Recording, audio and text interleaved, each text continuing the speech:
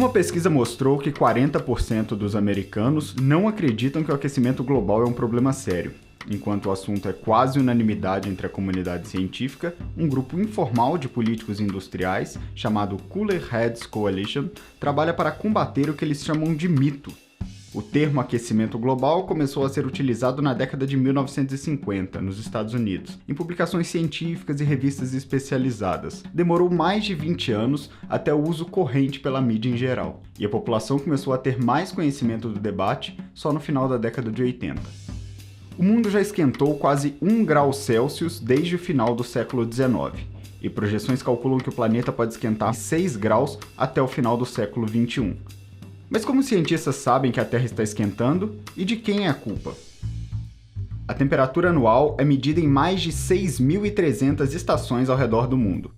Os cientistas observam as tendências das variações climáticas, as chamadas anomalias, que costumam ser equivalentes em todo o globo. As anomalias são mais consistentes que as temperaturas absolutas e permitem estabelecer uma temperatura anual média para o planeta. Existem diversos fatores naturais e diferentes atividades humanas que influenciam a temperatura no planeta. A Agência Espacial Americana, a NASA, tem um supercomputador capaz de analisar cada parâmetro e criar simulações para saber o impacto de cada fator sobre o planeta. Numa pesquisa divulgada em 2015, que utilizou dados de 1880 até 2005, a agência mediu o impacto dos fatores naturais e dos fatores humanos no aquecimento global. Entre os fatores naturais medidos estão as variações na órbita terrestre, variações na temperatura solar e atividade vulcânica. O planeta começou a ficar mais quente a partir do começo do século XX. Poderiam os fatores naturais serem responsáveis por isso?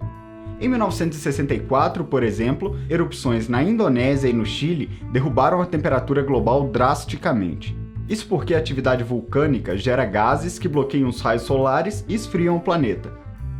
Outros fenômenos naturais também influenciaram a temperatura. O El Niño, por exemplo, transformou 1998 no ano mais quente já registrado até então.